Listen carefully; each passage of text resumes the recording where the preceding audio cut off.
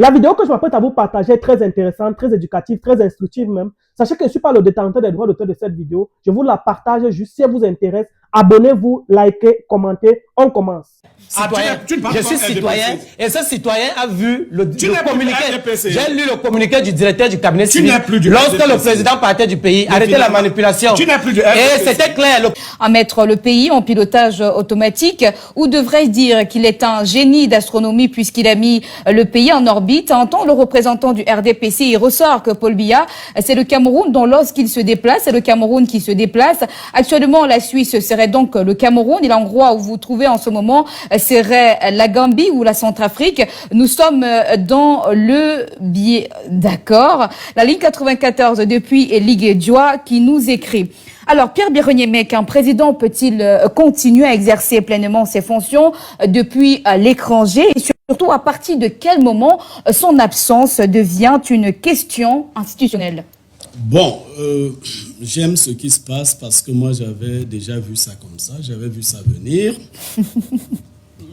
Les choses ne se ressemblent pas forcément, mais les choses doivent être mises en relation.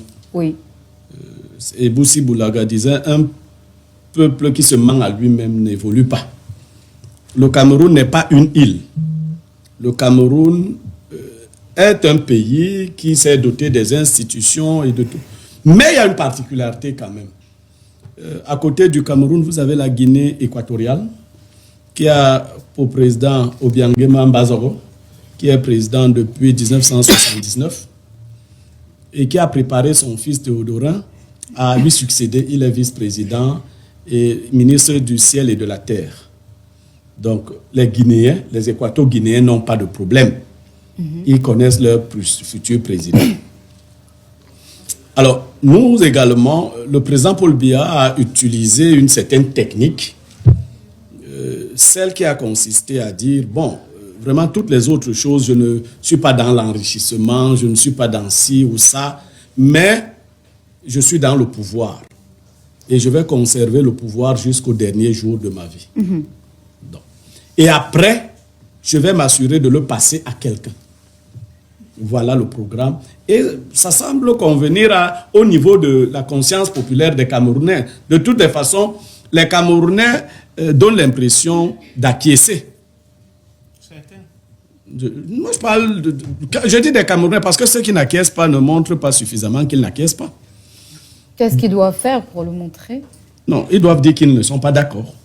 Ils doivent se faire entendre. Très bien. Il y a des peuples qui ont souvent dit qu'ils ne sont pas d'accord. Ils se sont fait entendre. Donc, on est dans cette situation. On ne peut pas en vouloir à ça là. Mais moi, je veux dessiner deux scénarios. Le premier scénario, c'est que le président Paul Biya se porte bien. Il est à Genève, il travaille. Il préfère prendre les actes à partir de Genève, mettre en deuxième section certains généraux, nommer de nouveau, redistribuer les cartes sécuritaires, ainsi de suite. Et peut-être à terme nommer un vice-président. Étant toujours à Genève. Étant à Genève et nous annoncer que bon, je crois que j'ai fini. Vous avez le Cameroun et j'avais déjà mis les institutions en place. Et à nous d'assumer parce que la Constitution lui permet de nommer un vice-président. Il commence donc par nommer étant à l'extérieur et nous acquiesçons, il nomme. Après, il nomme un vice-président et la transition s'est faite. Et lui peut rester à Genève. C'est un scénario. Ou il peut revenir au Cameroun, je ne sais pas. Mais c'est le premier scénario. Le deuxième scénario, c'est encore des cas d'étude. C'est qu'on nomme des gens, on a des décrets qui arrivent les uns après les autres. Après, on a le décret du vice-président qui arrive. Et après, on nous dit que le président n'est plus. C'est le deuxième scénario. Et là, nous commençons donc à nous poser des questions. Est-ce que c'est le président qui faisait ça? Est-ce que ce n'est pas celui qui est devenu vice-président et finalement président qui était dans une machination avec des amis? Je pense que pendant que nous réfléchissons, ceux qui sont aussi autour du président réfléchissent sur la manière de faire du gré à gré sans que cela ne nous fasse très mal. C'est-à-dire de nous faire ça par derrière avec vaseline. C'est-à-dire que ça passe. Moi, je suis dans cette option-là, que bon, la vaseline va permettre qu'on ne sente pas trop mal, mais oui, toujours est-il que l'orifice va s'ouvrir et il va rester ouvert. Et on ne sait pas ce que ça va faire après l'ouverture de cet orifice-là. Je vois donc ça comme ça. Et pour tous ceux qui ont vu leurs orifices, vous voyez, il y en a qui n'ont plus pu s'asseoir normalement, ainsi de suite, faire des autres mouvements. D'autres donnent l'impression d'être des hommes normaux. Ça, c'est les deux scénarios que je dessine. Mais il peut arriver donc, dans ces deux projections, l'improbable. C'est-à-dire qu'un élément que personne n'a mis en jeu, c'est-à-dire qu'on nomme un vice-président, on nous dit que le président, et puis les gens vous disent non, nous ne sommes pas d'accord. Même si la Constitution le prévoit, nous ne sommes pas d'accord. Vous nous avez entourloupé, le film est fini, on voit seulement les écritures monter. Non, on va faire replay. On va prendre le curseur, parce que nous sommes sur le digital, et rentrer au départ, avant que les nominations ne commencent. On dit que renvoyer le curseur. Et donc là, on peut se retrouver devant une crise des institutions. Oui. Ou même le président du Sénat peut dire non, je ne suis pas d'accord. Vous nous avez entourloupé. Ainsi de suite. Donc, mais le peuple camerounais, dans sa grande indulgence, peut dire aussi que, parce que quand j'entrais dans ce studio, j'ai suivi des discours du genre, si tu avais déjà suivi les bruits du canon, tu n'allais... Bon, le peuple camerounais, dans sa grande indulgence, peut dire que, bon, ok, de toutes les façons, il nous fallait un président, il y a déjà un président, on va faire avec. Très bien. Oui, il peut décider de cela. Tous les scénarios sont dessinés. Je regarde le cours des événements. Je vois les événements prendre une certaine vitesse. Et je veux donner un conseil. Si c'est une autre main ou d'autres mains qui sont en train de concocter cela, la décoction ne me semble pas très bonne parce que elle prend les allures communautaristes. Oui. Oui, c'est-à-dire que c'est un peu bizarre. Je ne vais pas revenir sur les nouveaux généraux et tout. Il y a une sorte de polarisation, de confiscation communautariste de ces postes-là qui inquiète. Dois-je vous dire que ce n'est pas toujours bien de croire que parce que vous êtes entouré de vos frères, vous êtes trop en sécurité. Très bien. Donc, moi, je vous conseille, si c'est d'autres mains qui le font, quand vous allez vouloir chuter, proposez quand même aux Camerounais un vice-président potable. Il y en a parmi vous. Proposez-nous quelqu'un de potable. Je ne donne pas de nom. Parce que si vous nous proposez quelqu'un de pas du tout potable, vous serez responsable de la suite des événements. Et c'est ce qu'on va retenir de vous. Ces actes ont la valeur juridique nécessaire jusqu'à ce que, devant le juge des actes administratifs, le contraire soit démontré. Mais pour le moment, je crois que ce n'est pas le cas. Et quand on n'aura plus les actes décrets... de gouvernement sont des actes qui ne peuvent pas être connus par le juge. Quand on n'aura plus ces décrets présidentiels, Martial Bessala, quels seront donc les éléments, les facteurs qui prouveront effectivement que le président continue de gouverner? Claudia, le président ne prend pas les actes pour dire aux citoyens qui y travaillent. Les actes ne sont pas pris par le président parce que le président veut démontrer qu'il est vivant. Non! Le président prend les actes parce qu'il est au travail. Il travaille. Hier, il a travaillé. Il travaille aujourd'hui, il travaillera demain. Ça veut dire que le président n'est pas... le président travaille comme il doit travailler, tel que la Constitution. Je pense que les décrets présidentiels sont tombés, je crois, hier ou avant-hier. Supposons donc qu'aujourd'hui, il travaille. Qu'est-ce qu'il est en train de faire exactement pour le Cameroun, au moment où on parle? Le président travaille pour le Cameroun, madame. Sauf à me demander que tous les responsables du Cameroun qui sont dans les bureaux, vous menez l'enquête au moment pour voir ce qu'ils travaillent. Ils travaillent pour le Cameroun. Le président travaille au Cameroun. Vous ne voulez pas me demander ce qu'il fait maintenant pour le Cameroun. Le président, lorsqu'il est à Genève, mais vous connaissez le nombre de partenaires que le président, le nombre d'audiences que le président accorde aux partenaires étrangers, aux partenaires quand il est à Genève. Ça devrait être public, non, ça devrait être médiatisé. Permettez, si on médiatise les décrets présidentiels, il faut quand même... Permettez que je continue. Sauf si vous voulez entendre un autre son de cloche. Mais je vous dis, le président rencontre des gens. Chaque fois qu'il est à Genève, dans notre témoignage, lorsque vous discutez avec les responsables qui travaillent avec le président, ils vous confirment que le président rencontre les gens. Chaque fois qu'il est en déplacement à Genève, il rencontre des gens, des partenaires. Et beaucoup de contrats que nous avons obtenus au Cameroun ont été ficelés de ces rencontres-là. Bon, vous êtes journaliste, vous venez me demander ce que menez l'enquête de journaliste, vous saurez quels sont ces partenaires que le président rencontre. Je vous dis qu'il rencontre les partenaires. Menez l'enquête journalistique, vous aurez. J'ai entendu ici. Permettez que je poursuive. C'est vous les journalistes. C'est vous les journalistes. Ceux qui ne le sont pas sont toujours en train d'en parler. Comment mène-t-on l'enquête? Parce qu'on a des informations des journalistes. Comment mène-t-on l'enquête journalistique? Je voudrais poursuivre en disant que... On pourrait vous interroger. Je pourrais poursuivre en disant que vous avez demandé que dans quel pays dans le monde, dans l'histoire du monde, un président est sorti, il a travaillé. Mais Mouhamadou Bouhari, vous êtes journaliste encore, a fait 104 jours en 2017. Quand je t'ai donné la conclusion, il ne t'a pas plu. 104 jours à l'étranger en 2017. Ça n'a pas empêché. Et je vous rappelle qu'en 2017, le Nigeria était la première puissance économique africaine. Donc le président, vous me demandez dans quel cadre maintenant, il était à l'étranger. Ça veut dire qu'il continuait à travailler étant à l'étranger, il était à Londres. Il pilotait le grand Nigeria qu'on connaît étant à Londres. Et qu'est-ce Nigeria ne sait pas. Quels sont les actes qu'il a posés étant à Londres et qui ont impacté le Nigeria? Madame Claudia, un président de la République, ne peut pas faire 104 jours sans prendre les actes administratifs. Si on prend ne serait-ce que les actes administratifs, ce n'est pas possible. Ça veut dire qu'il travaillait, il donnait des instructions, il pilotait les dossiers, il les suivait, il prenait ces actes-là. Voilà. Ça veut dire que aujourd'hui, si vous venez nous dire qu'un État comme le Cameroun en 2026, doté des institutions qui fonctionnent, on a eu une session parlementaire qui vient de s'achever. Elle s'est tenue au Cameroun. Oui. Voilà. On a reçu même le Parlement de la francophonie, des étrangers, des hauts responsables du Parlement de la francophonie qui ont siégé au Cameroun. Ces travaux se sont tenus au Cameroun.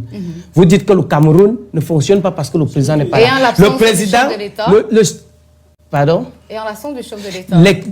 Depuis que le président est parti, nous avons eu droit à 2 conseils de cabinet à la primature, dont les résolutions, les instructions, les orientations ont été données par le président. Donc, je ne comprends pas pourquoi est-ce que des gens se lèvent pour aujourd'hui déplacer le débat, qui est un débat tout à fait normal dans une nation. C'est-à-dire qu'un président peut se déplacer.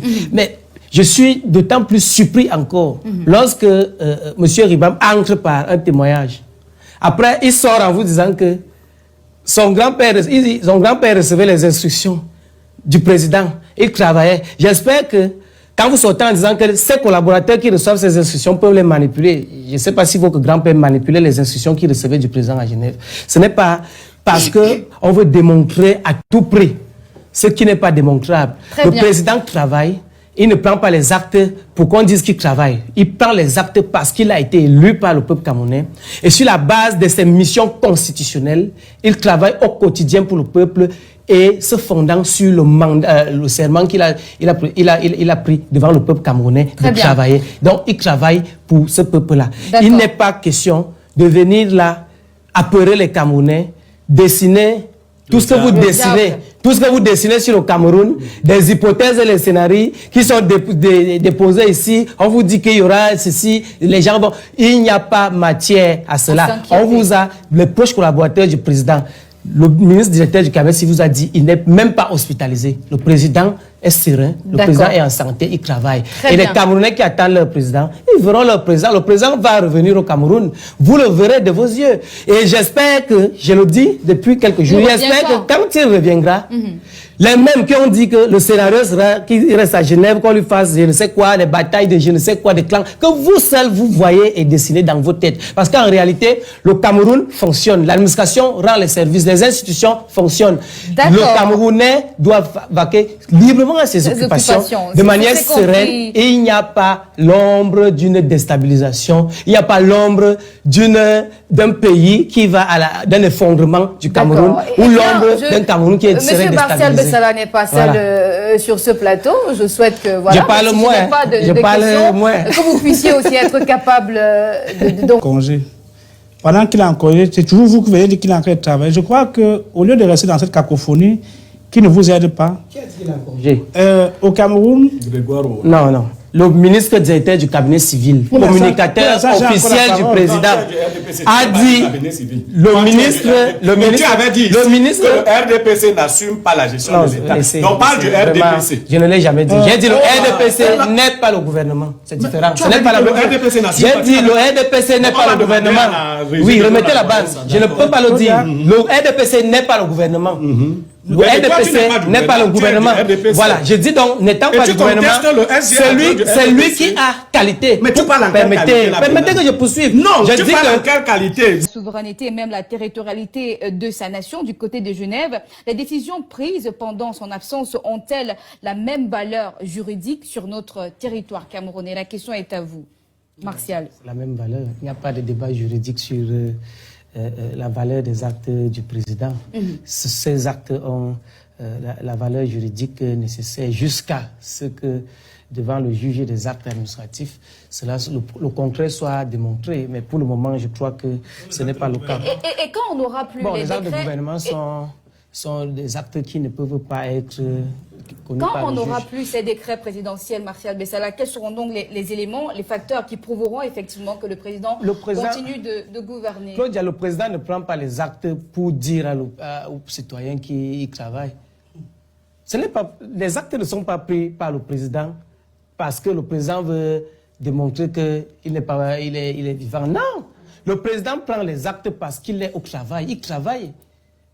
Hier, il a travaillé. Il travaille aujourd'hui, il travaillera demain. Ça veut dire que le président n'est pas... le président travaille comme il doit travailler, tel que la Constitution. Je pense que les décrets présidentiels sont tombés, je crois, hier ou avant-hier. Supposons donc qu'aujourd'hui, il travaille. Qu'est-ce qu'il est en train de faire exactement pour le Cameroun au moment où on parle? Le président travaille pour le Cameroun, madame. Sauf à me demander que tous les responsables du Cameroun qui sont dans les bureaux, vous menez l'enquête au moment pour voir ce qu'ils travaillent. Ils travaillent pour le Cameroun. Le président travaille au Cameroun. Vous n'allez pas me demander ce qu'il fait maintenant pour le Cameroun. Le président, lorsqu'il est à Genève, mais vous connaissez le nombre de partenaires que le président, le nombre d'audiences que le président accorde aux partenaires étrangers, aux partenaires quand il est à Genève. Ça devrait être public, non, ce n'est pas. Devrait être médiatisé. Permettez si on médiatise les décrets présidentiels, permettez que je continue. Sauf si vous voulez entendre un autre son de cloche. Mais je vous dis, le président rencontre des gens. Chaque fois qu'il est à Genève, dans notre témoignage, lorsque vous discutez avec les responsables qui travaillent avec le président, ils vous confirment que le président rencontre les gens. Chaque fois qu'il est en déplacement à Genève, il rencontre des gens, des partenaires. Et beaucoup de contrats que nous avons obtenus au Cameroun ont été ficelés de ces rencontres-là. Bon, vous êtes journaliste, vous venez me demander ce que menez l'enquête de journaliste, vous saurez quels sont ces partenaires que le président rencontre. Je vous dis qu'il rencontre les partenaires. Menez l'enquête journalistique, vous aurez. J'ai entendu ici. Permettez que je poursuive. C'est vous les journalistes. C'est vous les journalistes. Sont toujours en train d'en parler. Comment mène-t-on l'enquête? Parce qu'on a des informations des journalistes. Comment mène-t-on l'enquête journalistique? Je voudrais poursuivre en disant que... On pourrait vous interroger. Je pourrais poursuivre en disant que vous avez demandé que dans quel pays dans le monde, dans l'histoire du monde, un président est sorti, il a travaillé. Mais Mouamadou Bouhari, vous êtes journaliste encore, a fait 104 jours en 2017. Quand je t'ai donné la conclusion, il ne t'a pas plu. 104 jours à l'étranger en 2017. Ça n'a pas empêché. Et je vous rappelle qu'en 2017, le Nigeria était la première puissance économique africaine. Donc le président, vous me demandez dans quel cadre maintenant, il était à l'étranger. Ça veut dire qu'il continuait à travailler étant à l'étranger, il était à Londres. Il pilotait le grand Nigeria qu'on connaît étant à Londres. Et qu'est-ce qu'il a fait exactement? Quels sont les actes qu'il a posés étant à Londres et qui ont impacté le Nigeria? Madame Claudia, un président de la République, ne peut pas faire 104 jours sans prendre les actes administratifs. Si on prend ne serait-ce que les actes administratifs, ce n'est pas possible. Ça veut dire qu'il travaillait, il donnait des instructions, il pilotait les dossiers, il les suivait, il prenait ces actes-là. Voilà. Ça veut dire qu'aujourd'hui, si vous venez nous dire qu'un État comme le Cameroun en 2026, doté des institutions qui fonctionnent, on a eu une session parlementaire qui vient de s'achever. Elle s'est tenue au Cameroun. Oui. Voilà. On a reçu même le Parlement de la francophonie, des étrangers, des hauts responsables du Parlement de la francophonie qui ont siégé au Cameroun. Ces travaux se sont tenus au Cameroun. Vous dites que le Cameroun ne fonctionne pas parce que le président n'est pas là. Le président... Pardon? Et en l'absence du chef de l'État. Depuis que le président est parti, nous avons eu droit à 2 conseils de cabinet à la primature, dont les résolutions, les instructions, les orientations ont été données par le président. Donc, je ne comprends pas pourquoi est-ce que des gens se lèvent pour aujourd'hui déplacer le débat, qui est un débat tout à fait normal dans une nation. C'est-à-dire qu'un président peut se déplacer. Mais je suis d'autant plus surpris encore lorsque M. Ribam entre par un témoignage. Après, il sort en vous disant que son grand-père recevait les instructions du président. Il travaillait. J'espère que quand vous sortez en disant que ces collaborateurs qui reçoivent ces instructions peuvent les manipuler, je ne sais pas si votre grand-père manipulait les instructions qu'il recevait du président à Genève. Ce n'est pas parce qu'on veut démontrer à tout prix ce qui n'est pas démontrable. Le président travaille. Il ne prend pas les actes pour qu'on dise qu'il travaille. Il prend les actes parce qu'il a été élu par le peuple camerounais. Et sur la base de ses missions constitutionnelles, il travaille au quotidien pour le peuple et se fondant sur le serment qu'il a pris devant le peuple camerounais de travailler. Donc, il travaille pour ce peuple-là. Il n'est pas question de venir là, apeurer les Camerounais, dessiner tout ce que vous dessinez sur le Cameroun, des hypothèses et les scénarios qui sont déposés ici, on vous dit qu'il y aura ceci, les gens vont... Il n'y a pas matière à cela. On vous a, les proches collaborateurs du président, le ministre directeur du cabinet, vous a dit, il n'est même pas hospitalisé. Le président est serein, le président est en santé, il travaille. Les Camerounais qui attendent leur président, ils verront leur président. Le président va revenir au Cameroun.